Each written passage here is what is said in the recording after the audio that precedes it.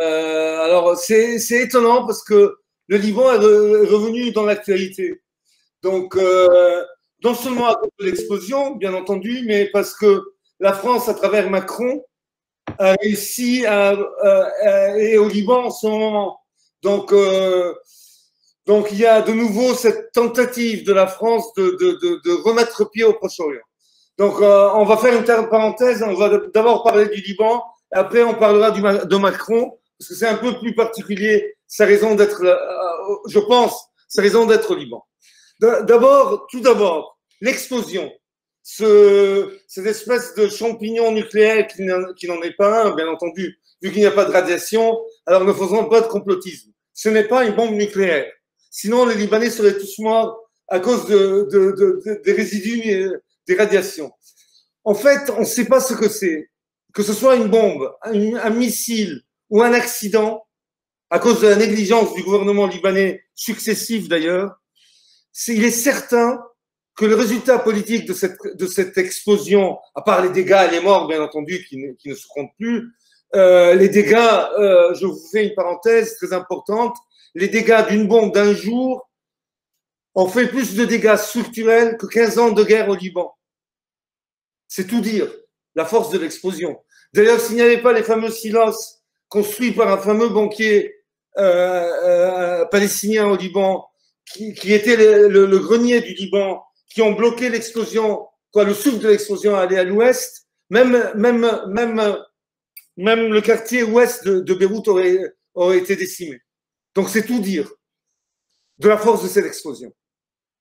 Alors, le résultat politique, que ce soit une bombe ou une explosion, c'est la guerre dont la France fait partie, et on verra pourquoi, c'est la guerre que l'Occident, si vous voulez, pour simplifier, je dis Occident, hein, livre contre la Hezbollah et la résistance libanaise. Parce que le direct résultat de l'explosion, c'est à cause de Hezbollah. Pourquoi? Parce que la Hezbollah utilise le port de Beyrouth comme un stockage d'armement, comme son dépôt d'armement, pardon, et le reste. Alors d'abord, il faut, comment dire, démystifions ce mythe que le Hezbollah utilise le port de Beyrouth. D'ailleurs, Saïd Nasrallah lui-même a dit, nous connaissons mieux et on connaît en détail, nous connaissons en détail le port de Haïfa en Palestine occupée ou en Israël que le port de Beyrouth. Mais pour une simple raison, c'est que le port de Beyrouth est dans le quartier maronite libanais. Beyrouth, pendant la guerre civile qui a duré de 1975 en gros à 1990, comme vous le savez tous, était divisée en deux sections. Il y avait le côté est, qui était le côté des phalangistes maronites à l'époque, et qui sont devenus les forces libanaises. Je simplifie, bien sûr. Et le côté ouest, qui était le quartier sunnite musulman. Pas chiite, sunnite. Les chiites sont en fait dans les banlieues de Beyrouth, où il y a maintenant l'aéroport. Et ces deux sections de Beyrouth étaient divisées par ce qu'on appelle la ligne verte, la fameuse frontière de la ligne verte, qui est d'ailleurs la route de Damas. Elle va de Beyrouth à Damas. Donc, comment est-ce possible que le Hezbollah puisse faire ce qu'il veut dans le port de Beyrouth quand il est en plein, il doit passer tous les quartiers musulmans sunnites qui ne l'aiment pas nécessairement au milice Hezbollah, et puis pour passer dans les quartiers des chrétiens maronites, phalangistes et les forces libanaises. C'est un contresens hallucinant. C'est comme dire, utilisant seulement la logique, bien entendu, nous on n'a pas accès à des renseignements spéciaux ou à des feuilles de service, mais c'est une question de logique. C'est comme si les Allemands avaient mis un dépôt d'armes à Londres pour que quand il y a eu l'invasion de Berlin, ils aillent à Londres pour prendre des armes. C'est illogique. Donc il est évident que le Hezbollah n'a rien à voir avec cette histoire. Alors maintenant au Liban, il y a le Liban qui aime après tout le téléphone arabe, on le connaît tous. Les Libanais aiment les complots et aiment les ragots. Les deux grands, la version les deux versions les plus, comment dire, sur lesquelles on insiste le plus, c'est que c'était un dépôt effectivement, il y avait la nitrite d'ammonium, ça, personne ne discute, mais qu'il pouvait y avoir un dépôt ou des forces libanaises ou des sunnites musulmans, donc islamistes, pardon, pour être précis, qu'ils utilisaient le port pour se fournir d'armes en Syrie. D'ailleurs, les forces libanaises, dès le début de la guerre, ont été des alliés objectifs, même avant le début de la guerre en Syrie, ces 10 ans, ont été des alliés objectifs des milices islamistes en fonction anti-Syrie. Parce qu'il y a une haine. Quand je dis maronites, bien sûr, je parle des groupes politiques qui représentent les forces libanaises et les phalangistes, parce que les maronites, il y a des maronites communistes, il y a des maronites, bon, je veux dire, je simplifie pour parler ça. Bien sûr, il y a aussi des maronites qui sont les supporters du président actuel qui est pro-syrien. Donc, je parle des forces libanaises et des phalangistes. Et donc, même avant la guerre, même avant le début de la guerre en Syrie, qui a eu il y a 10 ans, les forces libanaises et les phalangistes activement aidaient ceux qui sont devenus les groupes islamistes, ceux qui sont devenus éventuellement l'armée syrienne libre et les autres groupuscules islamistes. Et cela, ils le faisaient via le mouvement politique et les conseillers de Hariri, le fils de Rafik Hariri. Et n'oublions pas que, donc, avec les sunnites, quoi, donc avec la bourgeoisie sunnite. Et n'oublions pas que Rafik Hariri, donc la famille Hariri, a la double nationalité libanaise et saoudienne. La famille Hariri, avec le groupe Hariri, donc, fait les intérêts, joue les intérêts, et sa télévision, bien entendu, représente, les intérêts saoudiens au Liban. Donc il y a ce ragot ou comment dire, cette version qui est en train de circuler au Liban, et la deuxième version qui est en train de circuler au Liban, et ça c'est qui vient d'être propagé par une interview sur France 24, c'est le président, le parti du président au pouvoir actuellement, de Michel Aoun, c'est que étrangement, il a été notifié, que le gouvernement actuel a été notifié seulement une semaine ou 10 jours avant qu'il y avait du nitrate d'ammonium. Moi, j'y crois pas beaucoup à cette version. Mais bon, je vous la dis quand même. Et que, étrangement, cette nitrate d'ammonium explose quand le gouvernement présent est mis, on informe le gouvernement présent sur la présence du nitrate d'ammonium. Donc, pour mettre en difficulté le gouvernement et tout en particulier le président Aoun. Résultat, de toute façon, moi, j'y crois pas beaucoup à cette version, mais bon. Résultat de tout ça, le Liban se retrouve sans gouvernement, ou un gouvernement qui s'occupe des affaires courantes, un gouvernement qui était d'ailleurs d'union nationale avec tout le monde, donc avec les phalangistes et les autres partis, et il n'y a pas de gouvernement, mais il paraît qu'ils ont trouvé finalement un Premier ministre. Mais alors, pourquoi alors on se demande, la question qu'on peut se poser maintenant, mais pourquoi toutes ces guerres au Liban? Est-ce que les Libanais aiment, franchement, aiment tellement la guerre que ça fait des années et des années, ça fait plutôt, depuis au moins 58, depuis quand je suis né, il y a des guerres civiles, des guerres internationales, tout ça. Alors, remettons un peu les choses en contexte et dans le contexte historique du Liban. Septembre, Macron est au Liban, mais septembre aussi, c'est le centenaire de la déclaration du Grand Liban, voulu par la France d'ailleurs. Donc c'est une coïncidence assez amusante de voir Macron qui revient au Liban le mois même où on fête le centenaire de la naissance du Grand Liban. Mais qu'est-ce que c'est le Grand Liban? En fait, c'était le Liban, la région était sous mandat anglais, c'est-à-dire la Syrie, l'Irak, le Koweït, donc de la Société des Nations, et la France à l'époque a réussi à être une puissance mandataire du Mont Liban. C'est-à-dire le Mont Liban, c'est-à-dire la région qui a toujours été autonome sous l'Empire ottoman, où il y avait la majorité de la population était maronite. Et à l'époque, en accord avec le patriarcat maronite, pour faire en sorte que ce Liban soit, disons, viable, ils ont décidé d'inclure sur cette région autonome du Mont Liban, qui était autonome sous l'Empire ottoman, et bien sûr l'Empire ottoman, mais la Première Guerre mondiale a été décimée, ils ont décidé d'ajouter des parties, pour simplifier, musulmanes. C'est-à-dire le Nord Liban, où il y a aussi des chrétiens, mais qui est à majorité, donc Tripoli et le nord Liban qui est à majorité musulmane sunnite, l'est, bien entendu, avec la frontière, l'anti-Liban avec la frontière syrienne, qui était à majorité musulmane entre chiites et sunnites, avec les Druzes, bien entendu, que nous on connaît, Baalbek, en gros, que nous on connaît en Occident pour la production de hashish, bien entendu, et le site Liban qui était à majorité chiite, avec une bande à la frontière libano-palestinienne d'une présence de chrétiens maronites. Et ce conglomérat a créé le Grand Liban, dont le drapeau était d'ailleurs un drapeau français avec le cèdre au milieu. Et ce Grand Liban, très, très rapidement, est devenu ce qu'on appelle aujourd'hui la République libanaise. Donc en 1947, on déclare la République libanaise, mais comme nation, au niveau nation, le Liban est une nation moderne. Le Liban, j'oserais même dire, est une nation artificielle. Il n'y a pas d'esprit national. Les familles de l'Est du Liban ou du Nord du Liban, musulmanes et non même chrétiennes, ne se reconnaissent pas dans une nation libanaise. Ils se reconnaissent, le Libanais se reconnaît d'abord par sa communauté, mais avant de sa communauté, sa famille.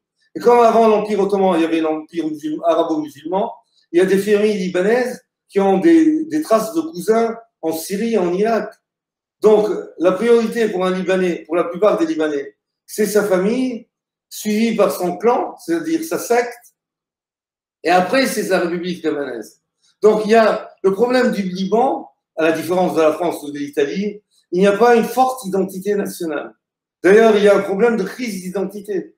Il y a des Libanais qui sont des nationalistes pan-arabes, il y a des Libanais qui sont des nationalistes pan-syriens, c'est-à-dire pour la grandeur de la Syrie.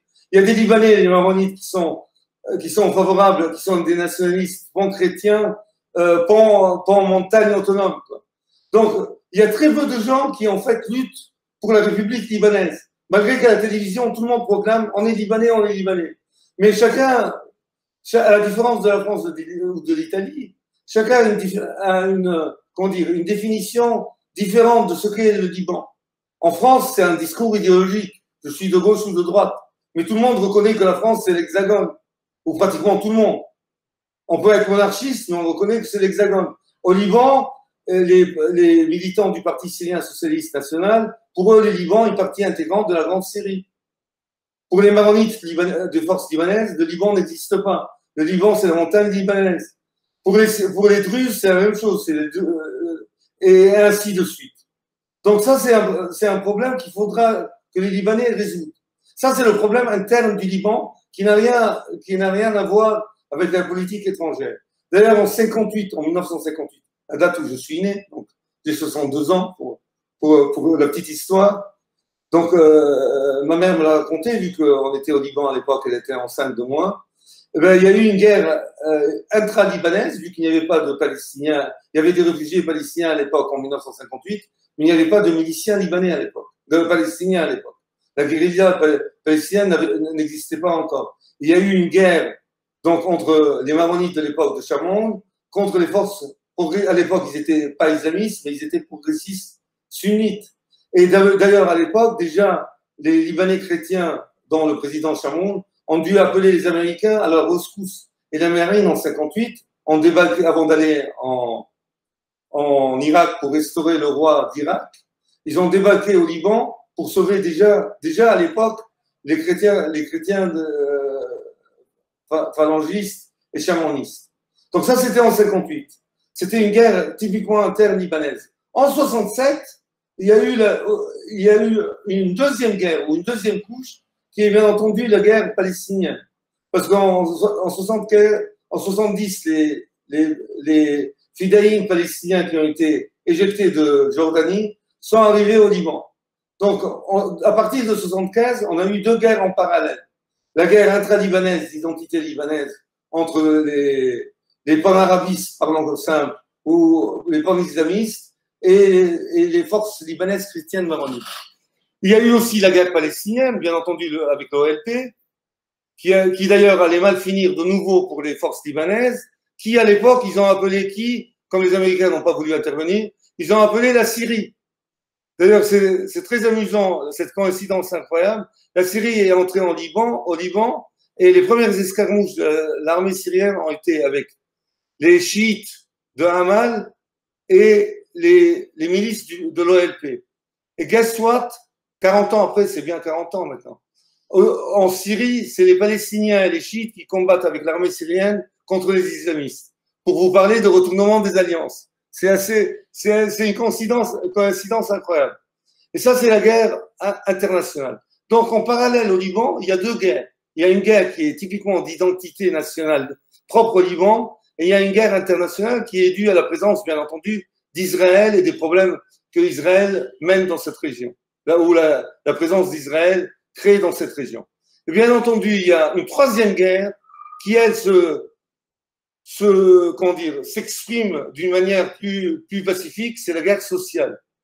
Il y a une pauvreté au Liban, malgré que le Liban a une classe très riche, comme vous le savez, à Paris, on voit les Libanais dépenser leur fric, mais la majorité des Libanais, même chrétiens, sont pauvres.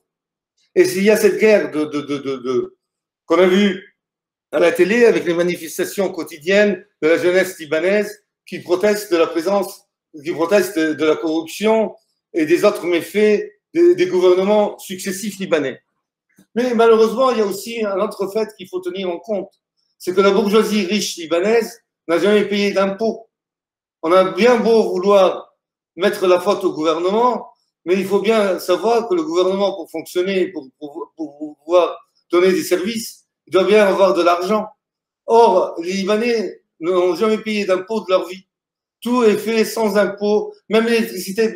Très peu de gens, je connais très peu de gens au Liban qui payent l'électricité, pour vous dire la vérité. C'est tout dire. Donc, il y a, dans ce cadre-là, l'explosion a eu lieu. Et toute la politique maintenant des forces libanaises et de la bourgeoisie libanaise et des sunnites libanais et de l'Occident, dont Macron, est de neutraliser le Hezbollah. Et d'ailleurs, Macron, aujourd'hui ou hier, d'ailleurs, il a quand même, à la différence de la Turquie, il a dit au gouvernement libanais, il a mis des conditions à l'aide libanaise, à l'aide française au Liban. La Turquie a donné une aide inconditionnelle au Liban, et l'Iran d'ailleurs. La France a dit de la bouche de Macron hier que l'aide française était liée au fait qu'il faut combattre la corruption.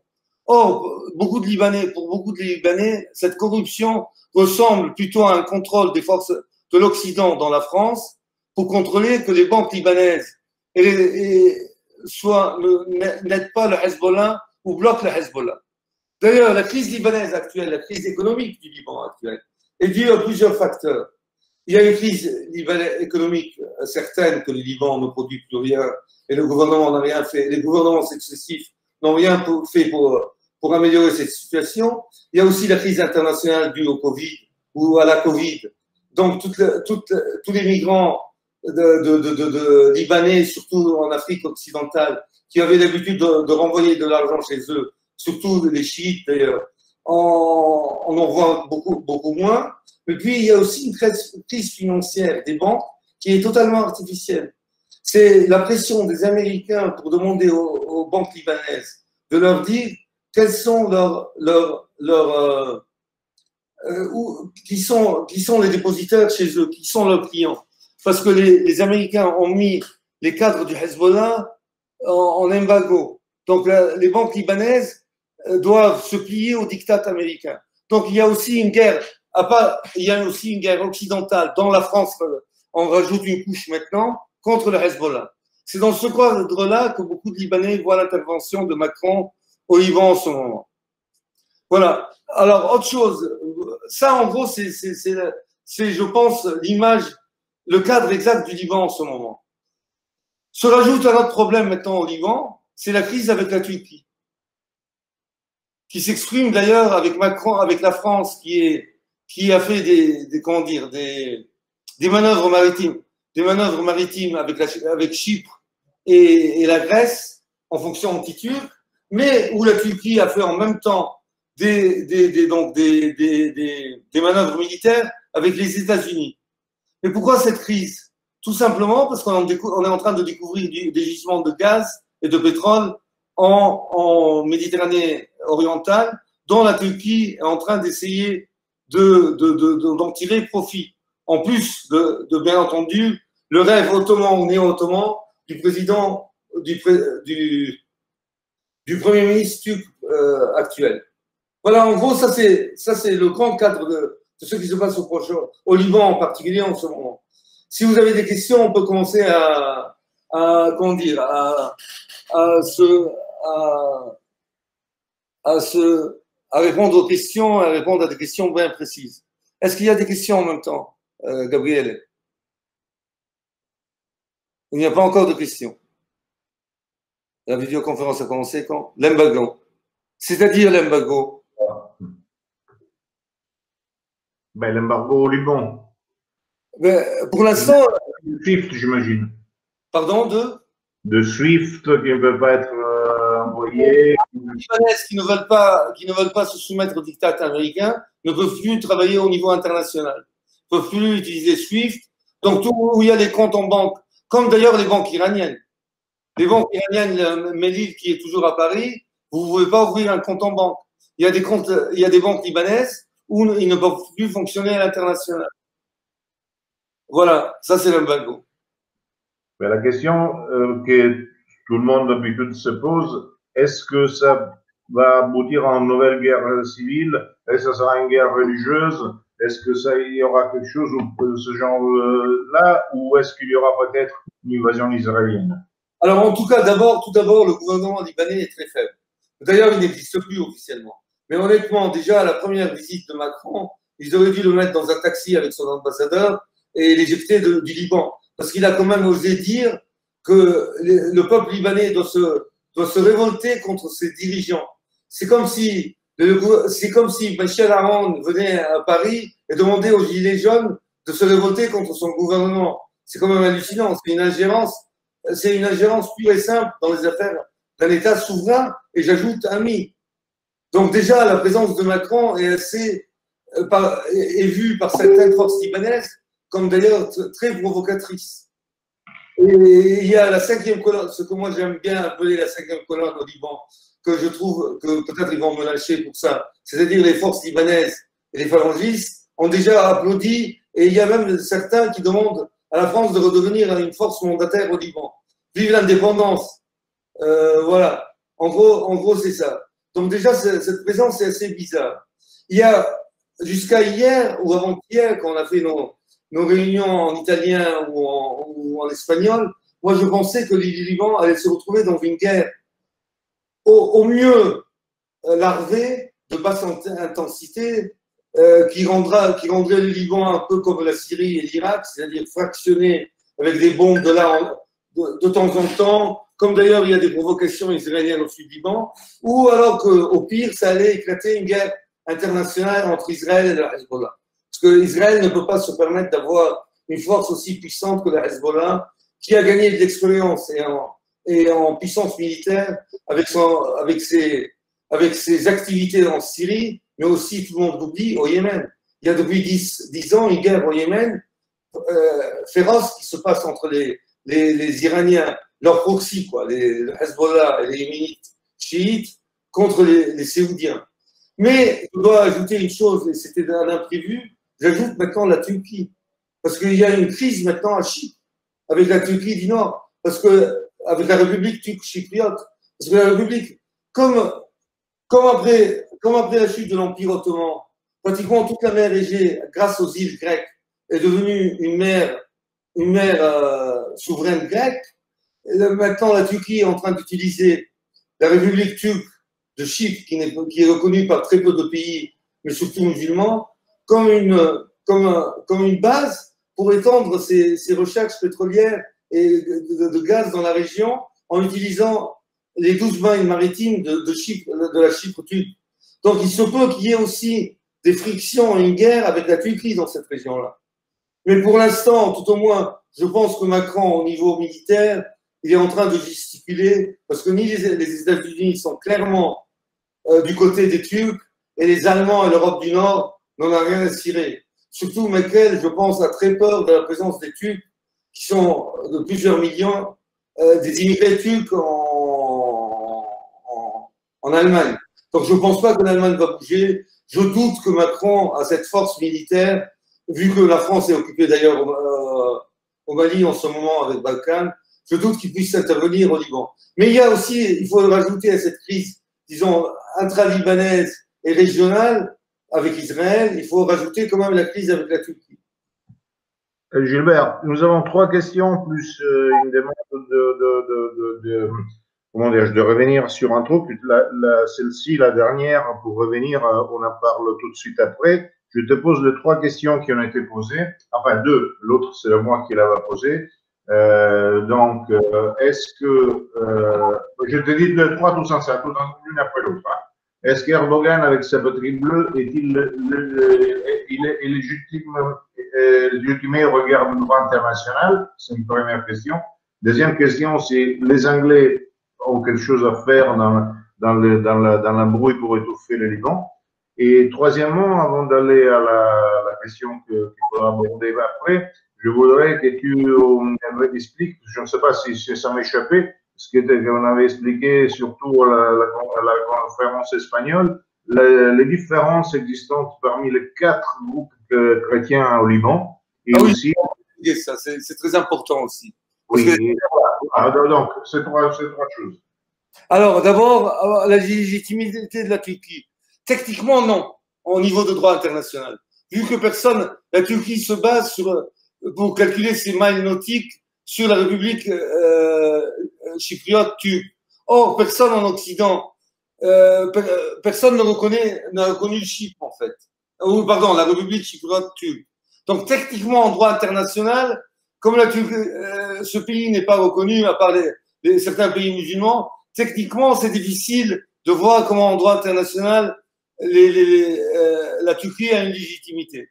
Mais c'est vrai que la Turquie est en train d'utiliser cette république pour affirmer ses droits de recherche dans cette région. Or, les bateaux de recherche turcs, pétrolières turcs, ne se voyagent pas tout seuls. Il y a la marine militaire turque qui les escorte. Donc, les Turcs savent très bien qu'un jour ou l'autre, il se peut qu'il y aura des incidents ou des accidents.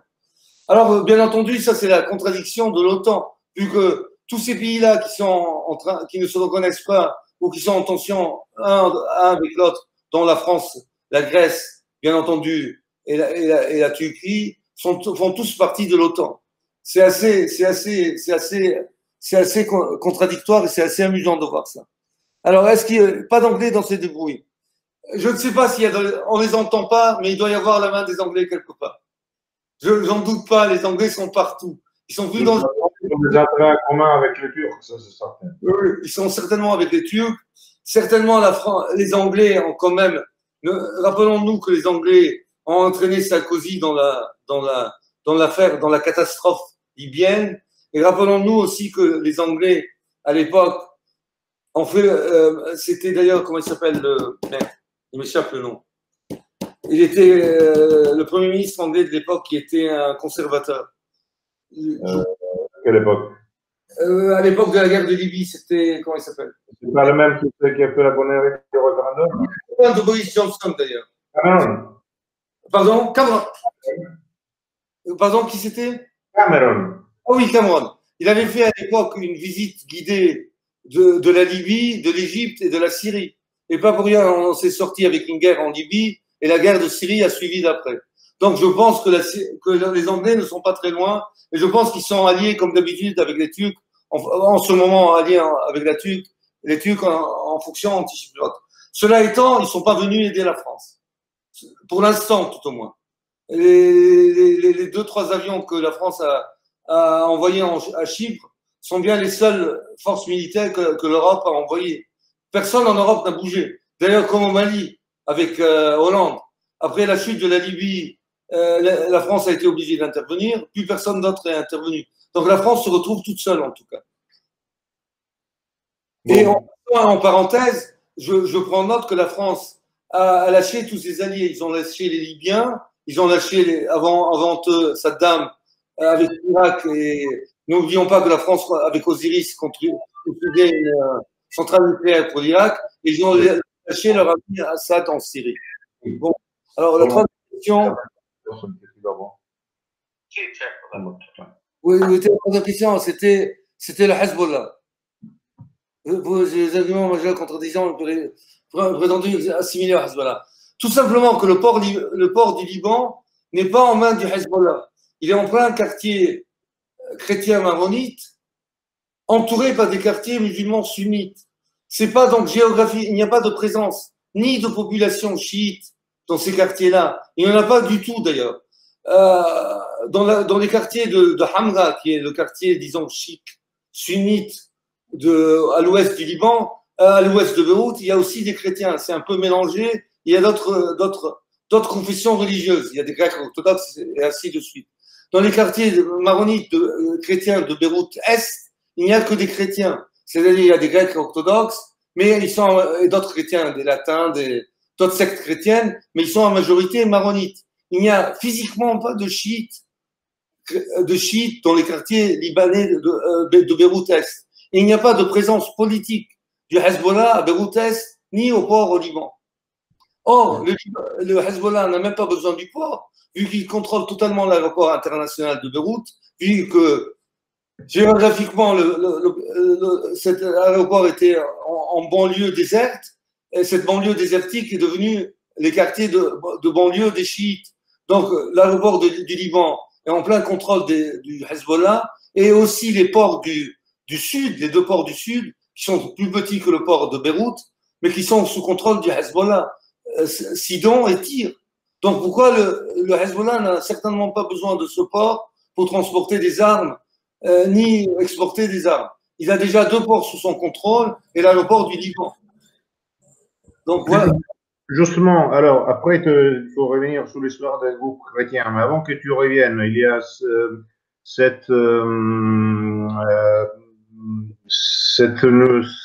qui vient de poster Antonella, qui dit il y a quelques jours, 2 heures, on a eu lieu entre Hamas et Hezbollah au sud Liban avec des chants contre Hassan Nasrallah.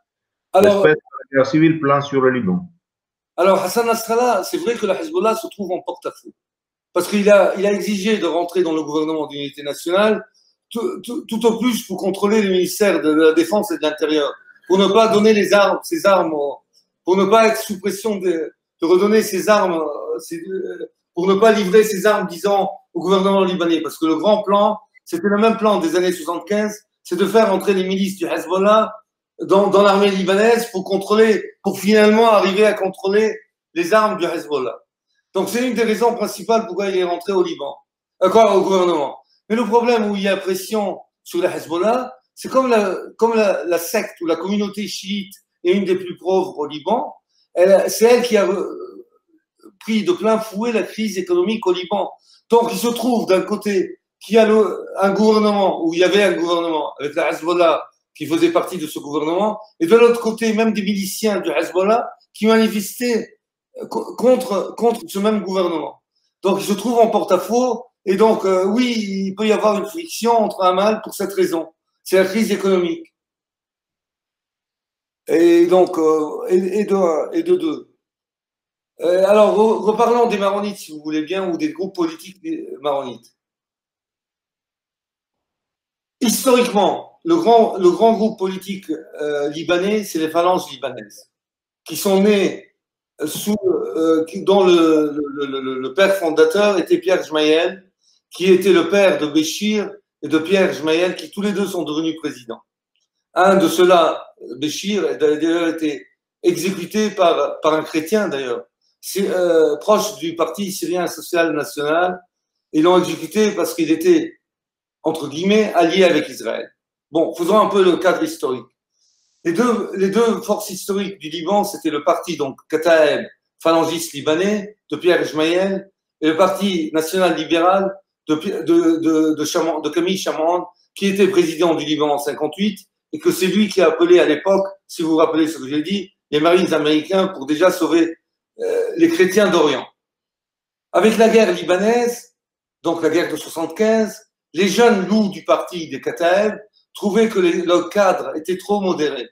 À l'époque, avec Béchir Gemayel, ils ont créé les forces libanaises, qui étaient à l'origine une force que militaire et de miliciens. Et historiquement, avec le temps, cette force libanaise est devenue hégémonique et dominante et est devenue pratiquement le premier parti parti maronite libanais. Alors, pour devenir hégémonique dans le camp maronite, qu'est-ce qu'ils ont fait? Bon, ils ont liquidé l'opposition. Donc, ils ont liquidé les maronites, le chef du parti maronite de Zrarta, et ils ont liquidé les chefs du Parti national libéral, dont les fils de Chamoun. À l'époque, ils ont massacré tout le monde. Donc, on s'est retrouvé quelques années plus tard, c'est les contradictions du Liban, avec un parti, donc deux partis maronites favorables au petit Liban maronite, donc c'est-à-dire les phalangistes libanais, qui sont plus un parti historique et marginal, et les forces libanaises qui sont dominantes.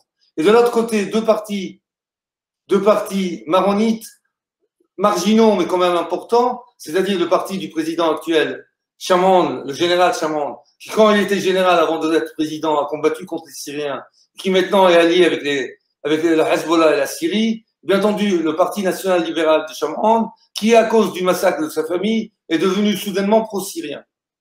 Donc, il y a en fait 4 courants maronites libanais, 2 marginaux qui sont pro-syriens, et deux, dont le parti des Kataeb est minoritaire maintenant, mais historique, et les forces libanaises qui sont dominantes, qui sont anti-syriennes, et qui se sont de facto alliées avec les sunnites et les islamistes en fonction anti-Hafez al-Assad, et Bachar al-Assad, bien entendu, qui est son fils maintenant. Comme on voit, il y a beaucoup de fils, de grands-parents et de parents dans la politique libanaise. Gilbert, donc on peut peut-être dire que dans le cas d'une guerre civile, elle ne serait pas entre musulmans et chrétiens, mais il y aurait des chrétiens et des musulmans de deux côtés? Ben, écoute, moi j'ai toujours dit que la guerre civile libanaise, c'était les chrétiens maronites d'un côté et un mix de tout le monde.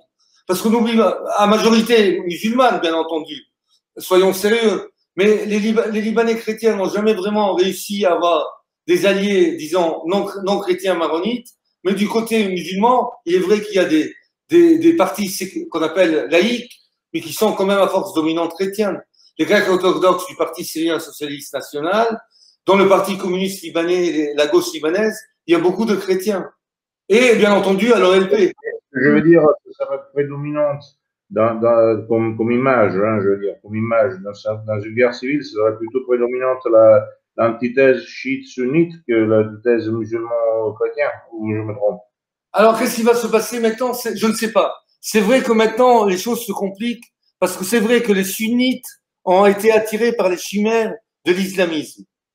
L'islamisme que nous connaissons, c'est-à-dire Daesh, d'ailleurs même certains groupes palestiniens, pardon, je dois être plus précis, même certaines parties de la population palestinienne s'est rapprochée du mythe de l'islamisme. Tout simplement parce qu'avec la chute du mur de Berlin et donc la chute de l'Union soviétique, disons, l'extrême gauche ou la gauche a montré ses limites. Tous les partis qui étaient de gauche palestiniens n'ont pas pu livrer vu qu'il n'y a plus d'alliés soviétiques. Et tous les partis qui se réfèrent au nationalisme arabe, c'est-à-dire le bassisme arabe surtout, ou le nasserisme arabe, n'ont pas pu livrer l'unité arabe. D'ailleurs, on voit où est la Syrie et l'Irak en ce moment. Ils ont été totalement décimés. Donc, c'est vrai que du côté sunnite, il y a cette chimère de l'alliance avec les groupes islamistes. Mais je crois qu'à la fin, même s'il y aura des mini-guerres internes, comme d'ailleurs Antonella vient de mentionner, et qu'il peut y avoir des heures, il y en a eu d'ailleurs en 75, où il y a des groupes palestiniens qui se sont heurtés aux Mourabitoun nationalistes sunnites. Il y a eu des mini-guerres intérieures à chaque communauté dans la Grande Guerre. Je pense que s'il y a une guerre civile libanaise, il y aura toujours la même fracture, c'est-à-dire d'un côté les forces maronites chrétiennes nationalistes libanaises, pour simplifier, et de l'autre côté il y aura un mix de musulmans sunnites, chiites, autres chrétiens, grecs, orthodoxes, laïcs et de gauche nationalistes qui vont combattre contre les phalangistes et les forces libanaises et qui entre-temps vont s'entretuer entre eux. Mais à la place de dire c'est les Palestiniens contre les Morabitoun sunnites, ça va être les Palestiniens contre les islamistes de Daesh sunnites. Mais la fracture reste la même, en fait. Alors, nous avons deux questions de l'écho de Canu. Je te lis les deux. Messon a écrit à propos de la question kurde. à l'époque que l'explosion des relations diplomatiques entre la France et la Turquie s'en est suivie. Erdogan commandite les attentats de Paris au Bataclan et Saint-Denis. La Belgique, qui a suivi les revirements français à cette affaire, subira à son tour les attentats de Bruxelles. Donc, si Besson dit vrai, est-ce que ces conflits diplomatiques qui commencent en France et la Turquie peut nous faire prévoir d'autres attentats en France? Et deuxième question, sinon on l'oubliera après, qu'est-ce qu'ils font est-ce que les Russes interviennent dans ces boucliers? Les Russes? Oui. Les Russes qui? Les Russes interviennent dans ces bourbiers-là ou pas? Les Russes pour rigoler. Non, Messan, d'abord, je ne sais pas s'il a raison ou tort. Il faut se rappeler que Messan est réfugié à Damas. Donc, depuis qu'il est à Damas, sa grille de lecture, je ne dis pas qu'elle est erronée, mais sa grille de lecture est quand même, disons comme ça, contre toutes les forces qui sont contre le gouvernement syrien. Mais c'est vrai, c'est un fait que Erdogan, et c'est la lecture de gauche qui, je pense, est erronée et qui limite le tout au pétrole, et ça, elle est erronée. Erdogan veut certainement recréer l'empire néo-ottoman. C'est évident, pétrole ou pas pétrole, il a cette visée géopolitique certaine. Même s'il n'y avait pas une goutte de pétrole dans la région, ce qu'il veut, d'ailleurs, même les forces qui étaient avant Erdogan, et on le voit des séries de télévision, des soap-opéras turcs qui depuis 20 ans recréent les grands faits de la Sublime Porte. Donc, en Turquie, d'ailleurs, tout le monde l'oublie, on l'a oublié d'ailleurs il y a quelques années, et même avec nos amis italiens qui me disaient que Erdogan est islamiste. D'abord, Erdogan est soufi, il n'est pas un frère musulman, et qui sont alliés avec Erdogan en ce moment, les Lougris, les nationalistes laïcs turcs, qui sont en train de combattre en Syrie. Donc, il faut arrêter avec ce mythe de l'islamistes turcs. La Turquie, comme disait, a une visée de l'empire, de recréer l'empire ottoman, et ils vont utiliser tout pour faire cela. Que ce soit utiliser l'islam comme carte de joker, le nationalisme turc, ils vont tout utiliser pour recréer cet empire-là. Le problème des Kurdes dans cette région du monde, c'est qu'ils ont la mauvaise habitude de s'allier avec les mauvais joueurs. Il est certain que les Turcs, de toute façon, n'aiment pas les Turcs n'aiment pas les Kurdes parce qu'ils se sont alliés avec l'Irak et la Syrie et la France. Les Irakiens n'aiment pas les Kurdes parce que les Irakiens bassistes qui ont donné quand même une autonomie aux Kurdes, et les Kurdes les ont remerciés en devenant le premier président entre guillemets, l'Irak libéré par les forces américaines était kurde. Donc, ne nous demandons pas dans 50 ans pourquoi il va y avoir un génocide des Kurdes irakiens. Et là, ils ont fait la même chose avec les Syriens.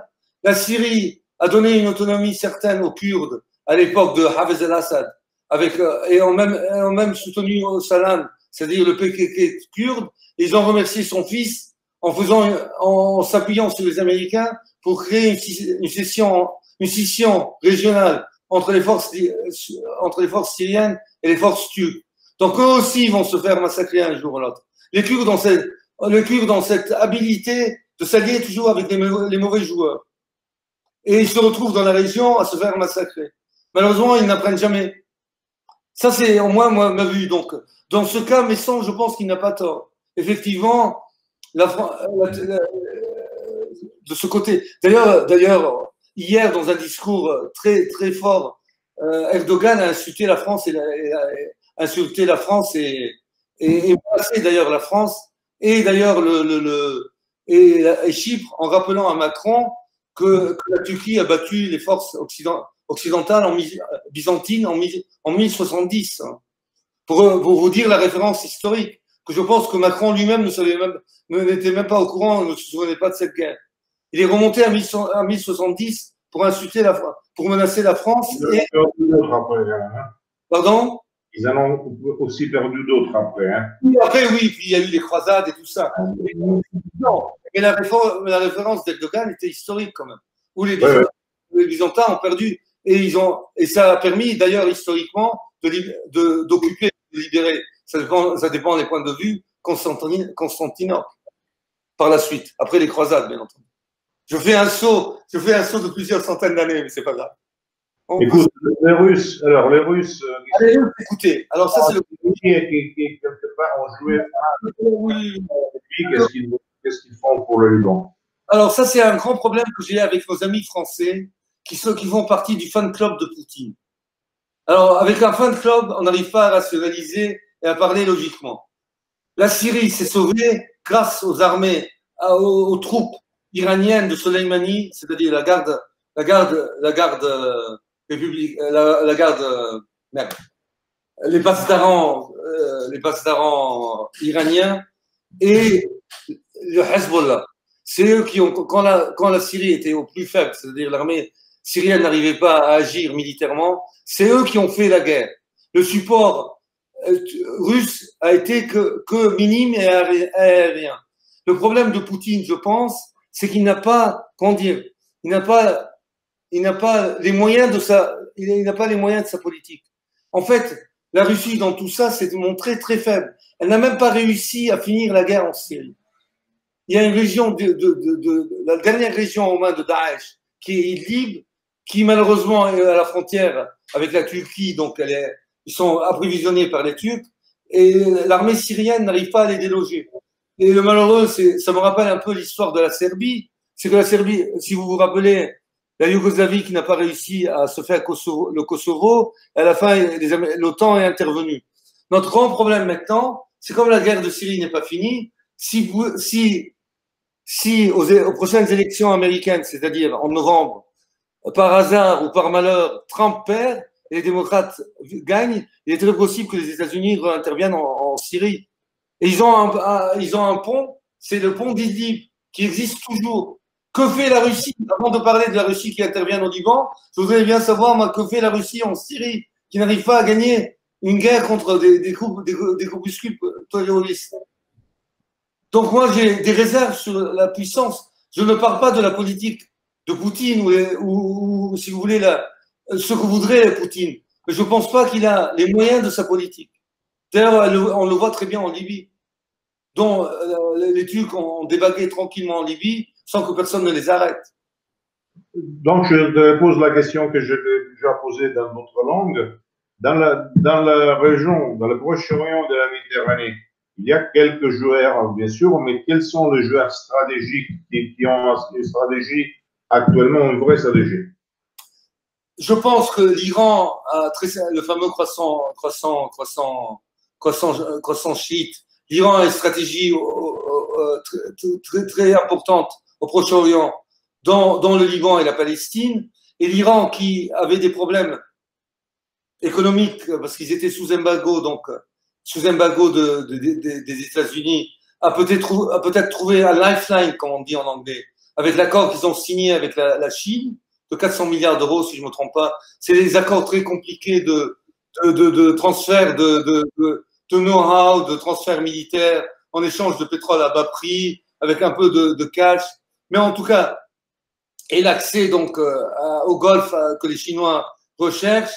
Donc, il se peut que, de nouveau, l'Iran, qui a dû quand même, à cause de l'embargo ou du blocus américain, a dû réduire l'aide qu'elle donnait aux forces chiites au Proche-Orient, peut retrouver sa force et donc sa carte, jouer sa carte. Il est évident que dans un certain aspect, il y a la Russie, elle est très limitée à cause de la crise ou de la véritable puissance économique qu'elle est. Disons que la Russie est contente au minimum de défendre sa base de Tartous, sa base maritime qui est la seule qui existe encore en Méditerranée, qui est très importante maintenant avec la crise qu'il y a avec la Turquie. De maintenir cette base, bien entendu, il y a un nouveau joueur qui est la Turquie. Donc la Turquie, malheureusement pour les Turcs et Erdogan, et ils ne se rendent pas compte, ils ont quelques alliés dans les forces islamistes sunnites, mais les Arabes n'aiment pas les Turcs, parce qu'ils se souviennent quand même de l'emprise turque avec l'Empire ottoman, qui a quand même réduit le monde arabe, qui a réduit le monde arabe, qui a maintenu, si vous voulez, le monde arabe qu'on connaît maintenant, c'est-à-dire le Proche-Orient et l'Afrique du Nord, au Moyen-Âge. Et les Arabes s'en rendent compte, les chrétiens et les musulmans, à part les musulmans d'Afrique du Nord qui sont en France, qui eux n'ont rien compris à la politique de la Turquie, parce qu'ils connaissent pas l'histoire du Proche-Orient. Les jeunes de banlieue maghrébins, ils sont plutôt américains qu'orientaux. Donc ils sont vaguement pro-turcs parce que Erdogan dit des trucs pro-musulmans et pro-palestiniens. Il y a très peu d'Arabes qui sont pro-turcs, en fait. Israël dans tout ça? Et Israël est la grande silencieuse. Alors, dans tout ça, l'Europe et Israël. Alors, Israël ne dit rien, mais elle agit. Parce qu'Israël, en ce moment, est en train de provoquer régulièrement et quotidiennement au sud Liban, donc à la frontière libano-israélienne et à la frontière israélo-syrienne, il y a des provocations continues et des bombardements continus israéliens sans que les Russes, je précise, ne disent rien du tout. Les fameux SS, l'aviation, les fameux missiles russes n'ont jamais utilisé en fonction anti-israélienne. Ils bombardent quand ils veulent, ils sortent quand ils veulent. Donc, ils sont en train de provoquer. Mais ils sont relativement silencieux pour ce moment. Je pense qu'ils attendent les élections américaines. Parce qu'avec les États-Unis, on a un Trump, comme on disait l'autre jour, qui est America First et Israel Second, mais qui est pro-israélien de toute façon. Donc, nous ne verrons pas. Mais America is First. Et un Biden où c'est Israel First et American Second. Je pense que les Israéliens voudraient bien que Biden gagne dans cette histoire. Le problème, la grande perdante dans cette histoire, ou la grande silencieuse, c'est l'Europe, qui n'existe pas du tout, qui a totalement disparu. Il y a Macron qui essaye maintenant vaguement, après la France qui n'a plus de politique arabe depuis De Gaulle, hein. Nous l'aurons pas. Après que la France s'est fait éjecter de ses amis intimes et proches, c'est-à-dire la Libye, la Syrie et l'Irak. D'ailleurs, la Syrie s'est promis de ne jamais donner un contrat à la France. La France essaye maintenant de rentrer par la porte de derrière, c'est-à-dire le Liban, tout en insultant le gouvernement actuel libanais, avec Macron. Elle nous écrit qu'Israël, en ce moment, est en train de frapper la Syrie, précisément la banlieue sud de Damas. Pardon, quoi? En ce moment, est en train de frapper la Syrie, voilà. La banlieue sud de Damas. Où sont les fameux missiles russes, anti-aériens russes, que le fan club de Poutine m'a cassé les oreilles il y a 10 ans. Les SS-300, là, où ils sont? Et effectivement, que les Russes n'oseront jamais abattre un avion israélien. Parce que du jour au lendemain, il n'y aura plus d'armée russe en Syrie. Soyons sérieux. On n'a pas réagi quand l'avion battu par les Turcs. Pardon? Ils n'ont même pas réagi quand un avion russe était battu par les Turcs. Oui, effectivement. Il y a eu un officier, d'ailleurs, l'officier russe est mort. Si la Turquie avait abattu un avion américain, il n'y aurait plus d'Istanbul maintenant. Oui, mais ce n'était pas la même question de force. Je me pose encore une autre question. Est-ce que les joueurs, alors nous avons des joueurs stratégiques. Je t'interromps. C'est pas que je suis anti-Poutine, mais je regarde quand même Poutine. Non, c'est pour mettre la dimension, pour voir la dimension des choses. Moi, je considère que la Russie et la France, on ne parle pas de l'Angleterre, mais je considère que la Russie et la France, de façon différente, sont en train de sauver les meubles, de ce qui reste de meubles, oui, et que la Turquie est les grands joueurs, Israël aussi. Mais est-ce qu'on ne peut pas dire que dans toute cette histoire de guerre de coq, finalement, il y a un niveau plus haut, comment dirais-je, une espèce de rivalité-alliance, comme à l'époque des Yalta, de joueurs qui jouent tout, qui sont la Chine et les États-Unis? C'est une grande question quand même. Quand je ne fais pas partie d'aucun service, je ne peux pas te dire. Mais c'est vrai que il est très probable qu'il y ait un nouveau entrant dans cette histoire, la Chine d'ailleurs, que personne ne parle parce qu'avec l'accord avec l'Iran, il se peut qu'il y ait un nouvel entrant qui est la Chine, qui commence quand même à avoir peur des États-Unis. Je parle dans l'histoire. Tyria, qui avait rencontré Chou En-lai, nous avait dit à l'époque, quand il est revenu, c'était à la guerre du Vietnam.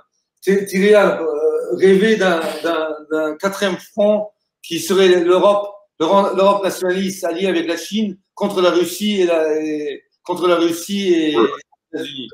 Ça n'a jamais fonctionné parce qu'à l'époque, la Chine considérait l'Europe l'Afrique comme un pays, comme une autre planète. Ils n'arrivaient pas à comprendre les enjeux. Je pense que maintenant, avec la Chine qui s'est quand même développée, qui a des bases partout, surtout en Afrique, et avec la rhétorique de Trump même, anti-chinoise, commence à, comment dire, disons, peut-être le mot avoir peur est un peu trop fort, mais commence quand même à s'inquiéter de cette rhétorique anti-chinoise par par les États-Unis, l'Europe, et j'ajoute malgré tout l'extrême droite qui fait toujours le travail des Américains. Soudainement, l'extrême droite est devenue toute anti-chinoise, surtout celle italienne. Entre ça, je ferme la parenthèse, comme on était tous anti-soviétiques à l'époque. Mais bon, et donc les Chinois commencent à s'inquiéter. Aussi anti-américaine, Anti-américaine. D'ailleurs, les Américains ont très bien utilisé les groupes islamistes chinois, les Ouïghours, là, en fonction anti-chinoise, comme ils ont utilisé le Tibet. Et d'ailleurs, il y a quand même à Idlib, dans la résistance contre le gouvernement syrien, donc dans la dernière région tenue par les islamistes, il y a 2000 Chinois d'Ouïghours quand même. C'est quand même assez important. Donc, il se peut qu'il y ait un nouveau joueur, la Chine. Alors, qu'est-ce que la Chine va faire dans cette histoire? Est-ce qu'elle va changer la balance des forces en présence? Je ne sais pas. Mais il est évident que moi, ma vision du Proche-Orient, c'est qu'au minimum, au mieux, on va rester dans des guerres de basse intensité entre États et même à l'intérieur des États et même à l'intérieur des groupes ethniques ou des groupes religieux. Ça, au mieux. Et au pire, ça va être une conflagration générale. L'Europe, très certainement, ne sera pas présente, puisque l'Europe se désintéresse totalement de la région, à part pour l'instant la France. Mais est-ce que la France aussi a les moyens de sa politique? Parce que la France n'a pas les moyens de sa politique. La France est plus surtout la France est dans un enjeu tellement important au Sahel que je ne sais pas si elle peut vraiment s'occuper beaucoup trop aussi de l'armée. Hein. Surtout les moyens de l'armée française. Il y a des soldats français qui s'achètent leurs propres boots. Donc la France a encore moins de moyens de sa politique que la Russie. Donc qu'est-ce qui va se passer? Je pense que l'Europe, malheureusement, est en dehors de cette histoire. Par contre, ce que l'Europe se retrouvera à ses portes, c'est une émigration de cette région-là, de gens qui n'émigraient jamais en Europe. Les Syriens, les Irakiens, s'ils partent quelque part, c'est en Afrique ou en Australie, jamais en Europe. Donc ça c'est le résultat positif ou négatif de cette histoire. Ça dépend comment on voit les choses. Ça va être une pression démographique du Proche-Orient vers l'Europe. C'est certain. Parce que les gens qui ne veulent pas se battre, qui ne veulent rien faire. D'ailleurs, il y a beaucoup de Libanais. D'ailleurs, sur France 24, vous pouvez le trouver sur YouTube. Il y a beaucoup de jeunes Libanais qui faisaient partie de cette, entre guillemets, révolution libanaise contre le gouvernement, qui sont en train d'immigrer maintenant ou aux États-Unis ou en France pour étudier en France. Parce qu'il n'y a plus d'avenir. Ça, c'est un truc à prendre en considération.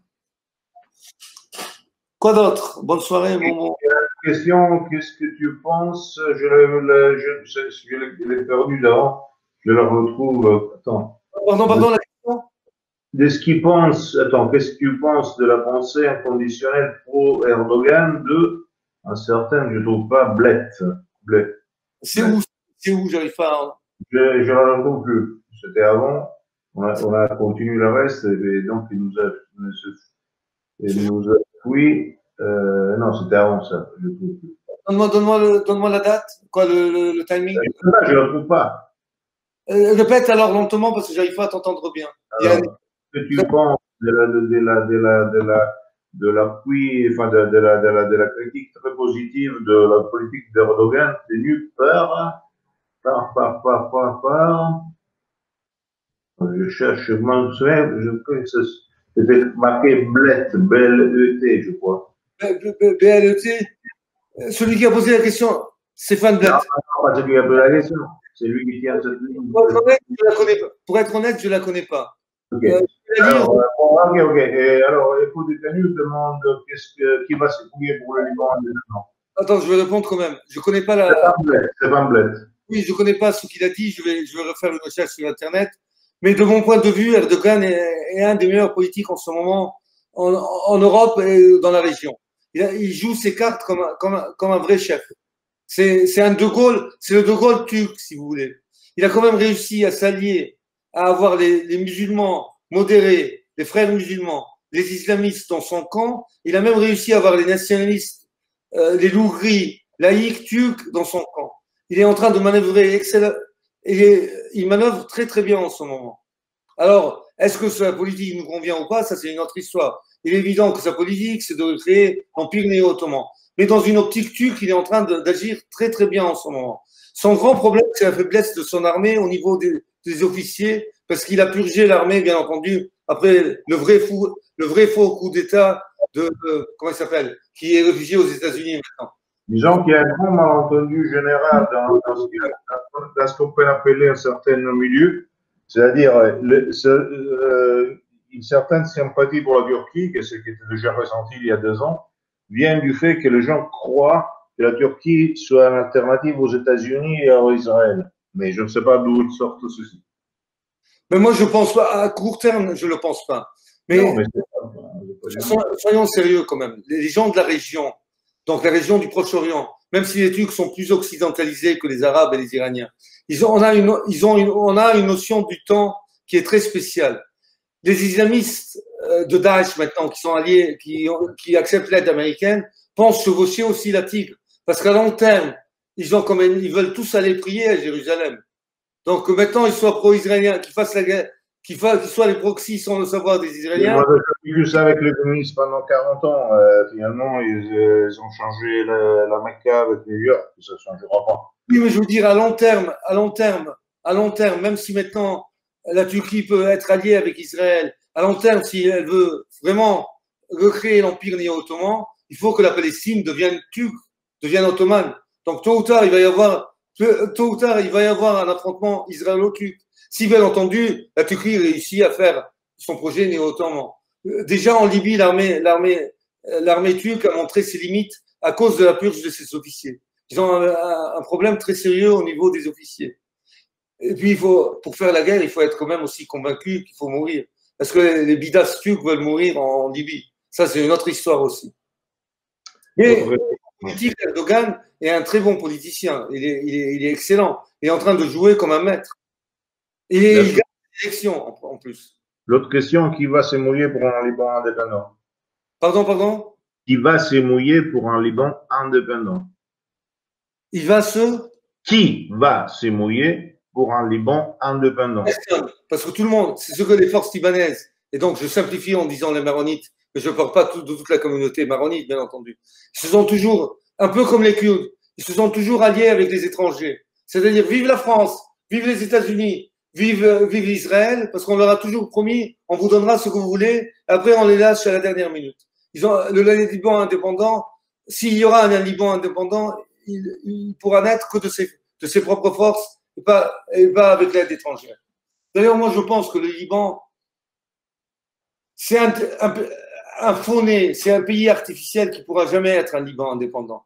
Parce qu'en fait, le Liban, à part le mont Liban qui était autonome, donc le Liban chrétien, tout le reste du Liban, c'est-à-dire Tripoli, la Beka, Sidon et Tyr, c'est la Syrie, soyons honnêtes. D'ailleurs, tous les Syriens, qu'ils soient bassistes, anti-bassistes, bassistes de gauche, réfugiés en Italie, comme j'avais des amis dont les parents se sont enfuis de Hafez al-Assad, donc quand il y a eu le coup d'État interne du Bas, en une carte du Liban, de la région, avec la Syrie, sans le Liban. Comme d'ailleurs tous les Irakiens, même du gouvernement actuel, ont la carte de l'Irak sans le Koweït, parce que personne en Irak ne reconnaît le Koweït. Donc à terme, le Liban indépendant, au minimum, au maximum, sera un Liban autonome, le moins Liban autonome, qui sera les chrétiens du Liban. Ça, c'est le maximum qu'on peut voir d'un Liban indépendant à long terme. Je pense. Parce que la Syrie comme pays est une force centrifuge trop importante. D'ailleurs, je signale pour l'anecdote, à Tripoli, la guerre interne entre les forces pour reprendre ce que disait Antonella, entre les chiites du Hezbollah et du Hamas, la guerre interne entre les forces qui combattent les maronites, qui combattent les forces libanaises, c'est entre les sunnites. Quand ils ne combattent pas les forces libanaises, c'est entre les sunnites et les alaouites. Parce qu'à Tripoli, qui est à côté des régions alaouites syriennes, il y a une forte présence d'alaouites qui, eux, se considèrent syriens, même s'ils sont libanais. Et de temps en temps, quand ils ne combattent pas les forces libanaises, ils se tapent entre eux, entre les alaouites et les syriens sunnites. Un peu comme qu'on font Hamas maintenant à Hezbollah. Bon, autre question. La crise bancaire, qui est derrière, quels objectifs? À la crise bancaire, alors moi je ne suis pas un économiste. la crise bancaire se trouve donc je ne peux pas expliquer les tenants et les aboutissants. Mais c'est vrai qu'il y a les financiers libanais qui sont responsables de la crise bancaire, qui ont utilisé les banques comme si c'était leur propriété personnelle, et bien entendu l'intervention américaine en fonction du Hezbollah. Le résultat, donc, où il y a certaines banques libanaises qui ne peuvent même plus opérer en Europe, ou même à Chypre d'ailleurs. Parce que la mainmise américaine se retrouve en Chypre. Je sais, j'avais un compte dans une banque libanaise à Chypre. Je ne l'ai plus d'ailleurs. Le problème des banques libanaises, que le résultat ultime, c'est que les banques libanaises ne donnent plus un sou au Liban. Il n'y a plus d'intérêt. Oubliant qui est le responsable de la crise des banques, le résultat pour les retraités libanais et même pour les employés libanais qui sont payés $600 par mois, quand on pense qu'une location d'un immeuble, d'un appartement normal au Liban est l'équivalent d'un salaire libanais, il n'y a plus d'intérêt sur les comptes libanais, qu'ils soient en livres libanaises ou en dollars. Parce que si vous savez, le Liban a deux monnaies parallèles. Les banques libanaises ne donnent plus d'intérêt sur aucun compte, qu'il soit sur la livre libanaise ou le dollar, et ils donnent $100 par semaine, c'est ça où on ne peut même pas se retirer son fric. En gros, si un Libanais vient en Europe maintenant, c'est qu'il avait son argent dans un matelas, pas dans une banque libanaise ou dans une banque étrangère. Donc, à cause de la crise financière au Liban, non seulement l'économie libanaise ne fonctionne plus, mais même les retraités, les employés, le peuple libanais n'arrive même plus à survivre parce qu'il ne peut plus il n'a plus accès à son argent qui est dans les banques libanaises, bien entendu. Ou même françaises, franco-libanaises d'ailleurs. Alors après, qu'est-ce qu'il y a? Bon, je sais pas. La diaspora turque pose problème quand ça connaît en Europe. Surtout en Allemagne d'ailleurs. Parce que la Turquie, la présence turque en Allemagne est très importante, mais même avant la Seconde Guerre mondiale, il y avait déjà de la présence turque. N'oublions pas qu'ils ont été alliés avec les Allemands. Donc, comme en France, il y a cet afflux d'Algériens, des anciennes colonies françaises en France, les Turcs la présence turque en Europe, principalement en Allemagne.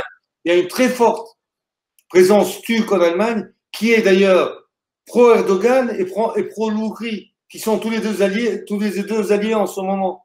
Donc c'est vrai que l'Europe et l'Allemagne en particulier a un problème qui est. Il y a des Allemands à l'époque avec les Turcs. Oui, seulement. Bon, il y a aussi une présence kurde. C'est vrai, il y a la gauche kurde qui est présente en France. D'ailleurs, à Saint-Denis, on voit les affiches des partis kurdes de gauche, comme il y a un peu en présence kurde en Allemagne. Mais les Kurdes sont surtout présents dans les pays scandinaves, d'ailleurs. La Suède, en particulier. On a la même chose sur certaines banques françaises, c'est possible. Ah, ils donnent plus de dollars, oui, effectivement.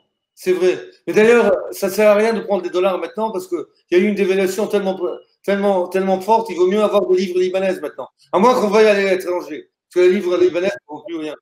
Mais c'est vrai que les dollars, maintenant, il y a une chute de 1000 livres libanaises. Je pense que l'échange avant la crise était de 1500 livres libanaises au dollar. Maintenant, c'est de 2005 au dollar. C'est hallucinant. Ah, quand est-ce que la mascarade de l'OTAN prendra fin? S'il y avait un De Gaulle en France à la place de Macron ou de Sarkozy, vu que De Gaulle avait déjà compris que l'OTAN ne servait à rien. Mais bon, il n'y a pas un De Gaulle. Mais il y a Sarkozy.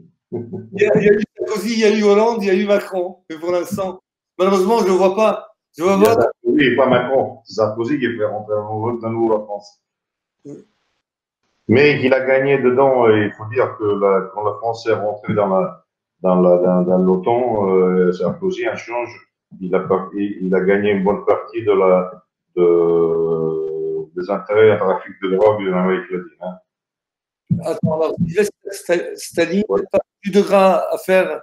L'argent est systématiquement inverse aux intérêts humains, populaires, nationaux communs. J'encourage tout le monde à s'intéresser aux sévices de Félix Landreux, Jean-Yves Dufault, m'a fait découvrir le travail. Même si le cas de prêtre des banques libanaises est auteur de cette tendance. Asselineau n'est pas De Gaulle.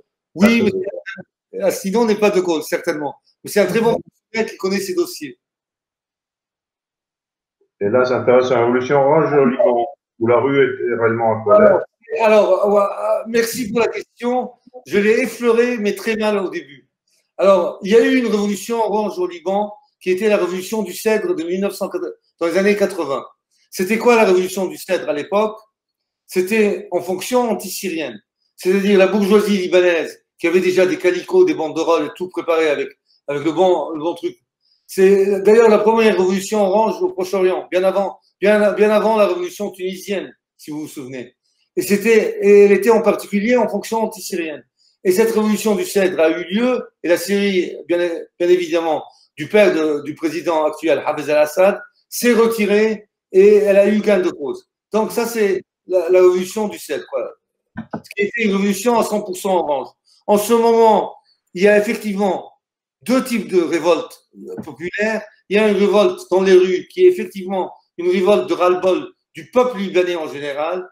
Puis il y a une révolte que j'assimilerais à une révolte, à une révolution orange, qui est effectivement une certaine bourgeoisie libanaise, la cinquième colonne, qui est en train de se révolter en fonction anti-Hezbollah, purement politique, anti-Hezbollah. Comme dans les années 80, la révolution du CED était anti-syrienne. Je dirais, pour être plus correct, elle n'est pas vraiment anti-Hezbollah, elle est anti-force de résistance libanaise. C'est-à-dire, elle est contre toutes les forces qui veulent combattre Israël. Ils veulent pratiquement faire comme les Émirats ont fait maintenant, en gros, signer la paix avec Israël. Et ils s'en foutent de la Palestine. En gros, hein, en simplifiant, en étant un peu vulgaire. Il veut fusionner avec lui-même à travers l'anus. Là, on parle de l'UPR et de Philippot. Je parle de cette guerre interne typique des nationaux et des souverainistes français. Mais quand même, je voudrais ajouter un petit point. J'ai vu Philippot aujourd'hui sur CNews sur l'affaire de Valeurs Actuelles. C'est le seul qui a eu des couilles. Hein, parce que Valeurs Actuelles s'est couché comme une mauviette. C'est une parenthèse fermée. Obono, voilà, la crise Obono. Et Philippot a très bien parlé quand même. Alex, Ouais. Ah, c'est bien. Le jeune, c'est pas ça, hein, parce que tout tombe partout. Hein. Je ne sais pas si c'est ça, mais j'avais envie de répondre à un Italien il y a quelques jours qui a dit une phrase. C'est certainement une négligence, mais c'est normal dans ces pays-là. Je n'ai pas eu le temps de lui répondre, un peu comme un gène avec le pan. Un peu de négligence. Mais bon, ça c'est. On n'a pas tout. J'ai pas eu le temps de rétorquer, mais en gros, c'est quand même un peu plus puissant. Je pense que Gênes, moi je suis presque convaincu que Gênes c'était vraiment un accident, c'était une négligence. Non, Gênes, non seulement c'est un accident, mais l'Italie tombe, il y en a beaucoup plus, hein, c'est pas fini. Et en plus, le gouvernement n'était pas docile que ça. C'est la Maison Blanche qui a imposé le gouvernement jaune et vert au président de la République. Il ne faut pas rêver là. Entre nous, moi qui habite en Sicile en ce moment, j'ai dit à ma fille que je refuse de la prendre de l'aéroport de Catane. Parce que l'autoroute de Catane, Palerme, où il y a plusieurs ponts, et elle est tout le temps en construction. C'est un miracle qu'il n'y a aucun pont qui s'est écroulé encore. Elle est dans un état délabré. Toute l'infrastructure, en gros, de l'Italie d'ailleurs, est en très mauvais état en ce moment. C'est un peu comme au Liban, quoi. Mais pour des questions d'argent, plus que d'autre chose. Oui, sur l'explosion de Beyrouth, quelqu'un qui parlait de l'explosion de Beyrouth, ça, personne ne sait comment elle est intervenue. De toute façon, là, ce n'est pas qui fait exploser, ce n'est pas important qui pose la bombe, mais qui profite de la bombe posée. Donc, oui, exact. Mais en tout cas, pour moi, certainement, un missile, ce n'est pas. Si c'est un attentat, c'est quelqu'un qui a posé une bombe ou un engin explosif. Et qui savait très bien, et les Israéliens le savaient, tout le monde savait qu'il y avait du nitrate d'ammonium dans ce dépôt-là, et tout le monde savait que peut-être il y avait des dépôts militaires, mais comme on a dit, pas du Hezbollah, mais des forces islamistes. Donc s'il y a eu attentat, c'est quelqu'un qui a posé un engin explosif. Moi, je suis plutôt partant pour l'accident, mais que ce soit un accident ou un attentat, il est évident que qu'ils sont en train de l'utiliser, c'est en fonction pro-israélienne et anti-résistance libanaise, ou anti-résistance pro-palestinienne. Ouais. Annie, on a bien vu ça, on te salue bien bas. Bon, s'il n'y a pas d'autres questions, on parle depuis 1h15. Donc, alors, Alexandre, à Beyrouth, l'explosion a fait trembler la Terre à 200 km à la ronde, en milieu de 3,5 sur l'échelle de Richter. C'est un centralement des géosciences. Alexandre, C'est l'explosion qui a détruit un bon quartier de la ville. tu as raison, Alexandre. C'est facile à savoir. Moi-même, en tant que particulier lambda, je pourrais faire des dégâts élevés dans mon secteur sans avoir un renseignement particulier. La question d'attentat peut quand même se poser, bien sûr que ça peut se poser. On peut plus se poser la question de l'attentat. Et il y a au moins 50% de possibilités. Oui, on ne dit pas que ce n'est pas un attentat, mais que ce soit attentat ou accident, le résultat est le même. Mais oui, comme a dit Gabriele, c'est un 50-50, certainement. Mais c'est vrai que Alexandre, même Chypre, même on a ressenti l'explosion même à Chypre. D'ailleurs, on l'a même vu. Il y a eu même des films de Chypre, donc c'est vrai. Il y a la structure, ce que les missiles de la guerre libanaise n'ont pas fait, c'est que la structure même des immeubles ont été fragilisés par cette explosion. Donc on est d'accord avec Sylvester aussi. Je prends note du lien que j'ai cliqué. D'autres questions? Donc, nous avons encore, disons, 5 minutes. Donc, dernière question. Sur le site Gilbert, Carmel Roucos ou Joseph Aoun? Alors, je fais d'abord un commentaire sur les femmes. On disait au début qu'on avait 3 femmes. On se retrouve Antonella Rostico maintenant. On a réussi à faire échapper les 2 autres. Mais bon, parenthèse fermée et anecdote fermée. Alexandre te demande la suite. Alors, déjà, l'Arabie Saoudite n'est pas impliquée pour une fois. Et s'il n'a pas appliqué l'Arabie Saoudite. Et Alexandre demande si par la suite tu vois Chamel Roucos ou Joseph Aoun. Alors, je pense que la famille Aoun est quand même, elle va essayer de se faire oublier un peu, parce que quand même, à part le président actuel, le grand problème, le grand scandale que personne ne sait, c'est bien entendu la 4G au Liban. C'est que un membre de la famille de Aoun a créé une société ad hoc pour reprendre tous les contrats. Donc, je pense que la famille Aoun, à terme, pour l'instant, elle doit être relativement discrète. C'est ce qui explique pourquoi monsieur le Président a dit si vous trouvez quelqu'un de ma famille qui est corrompu, je le missionne de suite. Donc, il est en porte-à-faux. Et l'Arabie Saoudite peut y être pour une fois, ben, l'Arabie Saoudite a quand même son représentant qui est quand même le parti Hariri, de Hariri, qui est le premier parti sunnite au Liban. Mais c'est vrai que le problème de l'Arabie Saoudite, c'est que c'est le grand problème du père et du fils, ou des rois héréditaires. C'est-à-dire que Rafik Hariri était un banquier, un requin, son problème que son fils est un crétin total. Et donc il a réussi à couler l'empire économique du papa et à se retrouver en porte-à-faux avec toutes les forces politiques libanaises. Mais bon, l'Arabie Saoudite a toujours quand même son représentant au Liban, qui est les Hariri. Mais c'est vrai que le Qatar est plus puissant en ce moment au Liban. Comme d'ailleurs en France. Le Qatar est bien plus puissant. Sa présence est bien plus puissante en France, même si Macron est plutôt ami avec les Saoudiens, si je ne me trompe pas. Bon, l'Arabie Saoudite demain. Alors, sur la question de Sylvester, Israël n'a rien à voir là-dedans. Moi, je pense qu'Israël a dit ceci non pas pour une raison quelconque, mais simplement parce qu'il fallait dire quelque chose du moment qu'il est en train de signer l'accord avec les Émirats. Pour ne pas mettre en difficulté les Émirats. Oui. En tout cas, je reprends ce qu'a noté Alexandre. Il ne dit pas de lien de parenté, Gilbert, avec Joseph Aoun. Je ne le savais pas. Je me frappe la main. Mais un coup de pas, mais un coup de pas. J'ai titré. Bon, le problème, c'est que maintenant, avec le gouvernement libanais qui a démissionné, il y a un vide politique au Liban. Donc, il n'y a plus de gouvernement. Bon, vous me direz qu'en Belgique, depuis 2-3 ans, il n'y a pas de gouvernement. La Belgique fonctionne quand même. Donc, la grande question de se poser, est-ce qu'il faut un gouvernement? Peut-être qu'il n'en faudra pas. C'est pas la même chose. Ouais. Même Le Liban, tu peux vivre aux États, c'est sûr, mais c'est pas la même chose. Le Liban est un pays féodal clanique, etc. Là, de la Belgique, c'est un pays de... Mais disons comme ça, que de toute façon, toutes les régions libanaises continuent à fonctionner parce que chaque chef de clan fait fonctionner sa région. Comme d'ailleurs le matin, les Druses, par exemple, Joublat qui s'est retiré dans son Aventin parce qu'il a eu l'audace d'être anti-syrien avec la guerre du ciel, qui a insulté Joublat, le fils Joublat, c'est-à-dire Walid Joublat, a fait une petite erreur stratégique. Il pensait que le gouvernement syrien allait tomber. Donc il a fait des déclarations anti-syriennes très prononcées. Et malheureusement pour lui, le gouvernement syrien n'est pas tombé. Donc il s'est retiré dans son montagne, dans son Aventin, qui est donc la région druze du Beyrouth, mais il gère sa région comme si c'était un petit royaume. Donc chaque clan, en fait, gère sa région indépendamment du pouvoir central.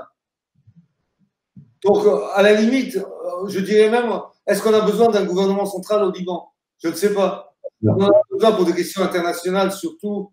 Mais bon. Est-ce qu'on a besoin d'un gouvernement central quelque part aujourd'hui? Ça, c'est la grande question à se poser. Est-ce qu'on a besoin d'une république? En fait, je ne sais pas. On aurait besoin d'un empire et des régions autonomes.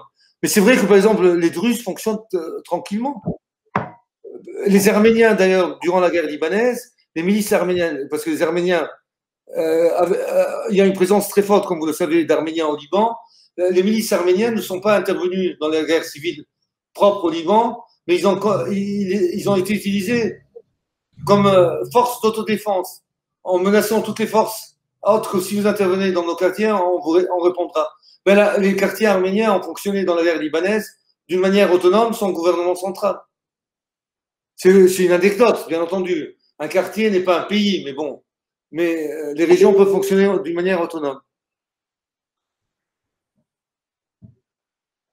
Trop de pays et trop d'intérêts, d'ailleurs. J'ajoute à Diane.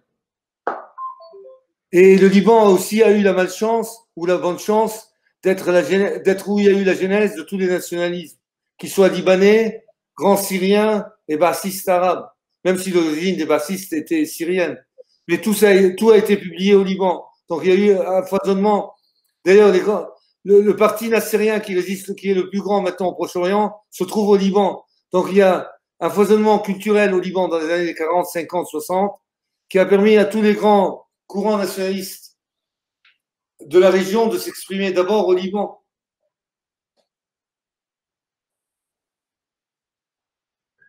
Oui, c'est vrai, il y avait 3 forces de formation arménienne. Antonella Rustico a raison. Mais oui, vu les notes qu'elle a posées, je n'avais pas de doute. Bon, c'était pas pour aller dans. Bien entendu, comme il y a eu des forces maronites qui ont combattu avec les Palestiniens, mais c'est anecdotique. Le PSNS, c'est le plus grand parti au Moyen-Orient. Il a été, je ne sais pas maintenant, mais c'est vrai que quand même, c'est la deuxième force. Depuis, alors, une petite note au PSNS. Le PSNS qui est né au Liban grâce à son chef qui est Antoun Saadeh, donc qui est un grec orthodoxe. Le PSNS, c'est le parti syrien nationaliste social. C'est un parti dont le symbole ou le drapeau, c'est un drapeau noir avec ce qu'ils appellent un tourbillon. Nous, on appellerait ça une roue solaire rose, qui représente tout le Proche-Orient, c'est-à-dire le croissant fertile.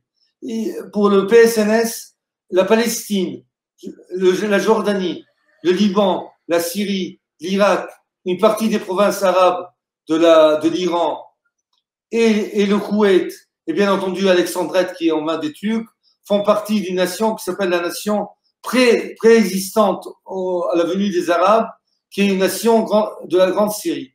Et leur objectif est de créer cette Grande Syrie. Ils ont essayé dans les années 50, 60, 70 avec des coups d'État au Liban, et même en Syrie, et même en Jordanie d'ailleurs, qui ont toujours fait faillite. Mais c'est le parti qui a eu quand même le privilège d'avoir l'unique chef politique libanais qui a été fusillé par l'armée libanaise, était Antoun Saadeh. Personne d'autre. Donc ils ont eu cet honneur que leur chef a été un martyr. Ce parti a été interdit par le Baas, qui l'a hissé, bien entendu, en Irak et en Syrie pendant des années. Mais maintenant, avec l'ouverture que le président actuel, Bachar el-Assad, a été obligé de faire, en s'ouvrant aux forces patriotes, comme on les appelle, en Syrie. Donc, il y a un front maintenant au Parlement de patriotes syriens, dont le PSNS, les bassistes et donc les partis de gauche, les partis communistes. Dans quelle mesure s'est inspiré du Parti national socialiste? Du parti national socialiste. Bah, j'y arrive, je ferai une parenthèse, j'y arrive. C'est quand même un des plus grands partis de Syrie maintenant, c'est le deuxième parti le plus grand de Syrie, c'est au niveau électoral et au niveau militant. Il y a même une milice, des miliciens du PSNS organisés comme dans l'armée, avec des unités d'armée qui combattent dans certains villages à prédominance grecque orthodoxe à la place de l'armée syrienne contre les islamistes. Ils ont même réussi à libérer quelques villages. Donc ils sont assez importants. Pour ce qui concerne le PSNS, il y a les trois grands partis nationalistes arabes, donc les trois grandes lignes, c'est-à-dire les bassistes, la Renaissance arabe, les phalangistes libanais, c'est-à-dire les maronites, et le PSNS, les Aoumiyés. En arabe, on les appelle les nationalistes, tout simplement. Ce sont tous les trois inspirés des fascismes européens. C'est en fait des idéologies d'origine occidentale. D'ailleurs, les trois chefs de ces partis se sont retrouvés dans la délégation libanaise aux Jeux olympiques de Berlin. Comme par hasard, ils y étaient, avec le grand moufti de Palestine d'ailleurs. Donc le panarabisme arabe et le bassisme arabe s'est inspiré des fascismes arabes. Les bassistes se sont inspirés du fascisme européen, des fascismes européens, et le PSNS s'est inspiré du national-socialisme. Pourquoi je dis ça? Parce que le panarabisme et le bassisme est surtout une forme de nationalisme culturel. Pour les bassistes et les syriens, il suffit de parler arabe et d'être globalement musulman, on est considéré comme arabe. Tandis que pour le PSNS, être syrien, c'est faire partie ethniquement de ceux qui ont créé un groupe ethnique assyrien et pré-arabe, pour parler simple. Donc, dans le discours du PSNS, ils reconnaissent un discours ethnique que les discours panarabistes n'ont pas. Les panarabistes, où sont culturellement, il suffit de parler arabe ou alors être musulman ou habiter dans cette région qui est la région qui est devenue le monde arabe, c'est-à-dire du Proche-Orient, des régions de l'Iran au Maghreb, quoi. Donc voilà la différence. En gros, c'est ça la grande différence. Le PSNS, ils s'en défendent quand même tout le temps. Ils continuent à dire que le tourbillon n'est pas une svastika stylisée, mais c'est inspiré très certainement du national-socialisme allemand, d'une forme de national-socialisme. Mais il est certain que les nationalismes arabes et syriens sont une idéologie occidentale, comme d'ailleurs le concept de démocratie. Ils sont étrangers au monde arabe, au niveau culturel et historique. Comme d'ailleurs la République islamique d'Iran, Khomeini a instauré le système politique que Khomeini a instauré en Iran, qui est à base platonicienne, est techniquement un hérétisme pour le chiisme, le chiisme millénaire qui attend la venue du Mahdi avec le 12e imam voilé. Or, Khomeini, qui était quand même un ayatollah, un grand ayatollah, leur a instauré une démocratie parlementaire. C'est quand même platonicienne, même peut-être, mais une démocratie. C'est quand même les contradictions du Proche-Orient. Comme disait De Gaulle, si je ne me trompe pas, il disait dans une région compliquée, il faut aller avec des idées simples, si je me trompe, ou des solutions simples. Le Proche-Orient est beaucoup plus complexe de ce qu'on pense. Voilà un régime de Mollah en Iran qui quand même fonctionne avec une république démocratique parlementaire, qui est quand même un comble. Et elles n'ont pas, à la différence de Dati et des autres, elles n'ont pas besoin de coucher avec le président ou un premier ministre pour devenir des femmes. Ou d'ailleurs en Iran, la sécurité sociale paye l'opération d'être transsexuel parce que c'est considéré une maladie. Voilà. Et voilà, Madame Diane. Et voilà. Vers l'Orient compliqué, je volais avec deux idées simples. Charles de Gaulle. Alors, le Vers premier, l'Orient compliqué, j'ai volé avec deux raison. Ça, c'est, je veux rebondir sur ce que dit Antonella, que j'ai d'ailleurs dit il y a des années à notre ami Alain de Benoît. Ça, c'est le grand mythe que les Occidentaux ont, que les islamistes, c'est des fous furieux qui se font exploser, qui sont des martyrs. En fait, dans l'histoire moderne du monde arabe, le premier attentat de martyr, ça a été dû à une femme, un parti laïque, qui est le PSNS. Et d'ailleurs, des communistes, il y a eu aussi des communistes. Mais le PSNS a eu une femme qui était chrétienne, qui s'est fait exploser au Liban Sud. Bien avant les islamistes, d'ailleurs.